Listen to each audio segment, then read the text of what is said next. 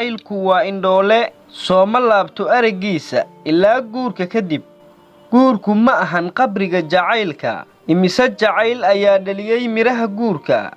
Jacaylku macnihiisu waa inaadan marnaba u baahnayn raaligelin, xitaa haddii lagaa khaldan yahay. Daryeelka badani wuxuu badiyaa, yacni kordhiyaa jacaylka. Jacaylka dhabta ah, si kastoy u soo maraan xanuuno ama u soo maraan duruufo, si sahlan lagama yaabo inuu isku beddelo.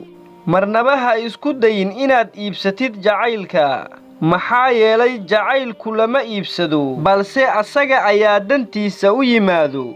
Jacaylku waa dareen aad u qurux badan, keliya wuxuu rabaa qof garanaya micnaha oofinta. Haddii aad tahay mid aan aaminsanayn daryeelka, haddaba waxaan kaaga digayaa inaadba ka hadashid jacaylka. Kalsoonidu waa tillaabada ugu horraysa jacaylka.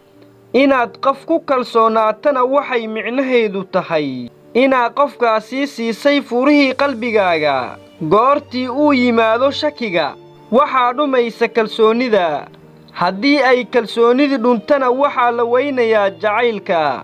Qaacidadaadu ha ahaato inaad heshid marka hore ixtiraam, kadibna jacayl. Waayo jacayl aan ixtiraam lagu dhisin kaasi ma sii nagaan doono.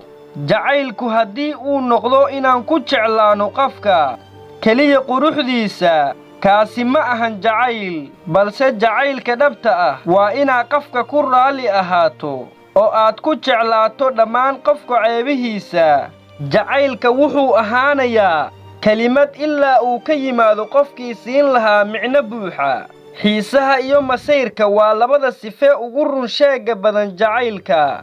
Jacaylka waxaa dila daryeel la'aanta. Ilowguna yacni hilmaamidu way duugtaa oo way aastaa. Markii aynu ku dhex sugannahay jacayl, waxaynu nahay sida carruur oo kale, ma dareemayno fikir badan iyo dhibaato. Markaasi waxaana farxad gelinaya daryeelka, waxaase naga ilmaysiinaya daryeel la'aanta.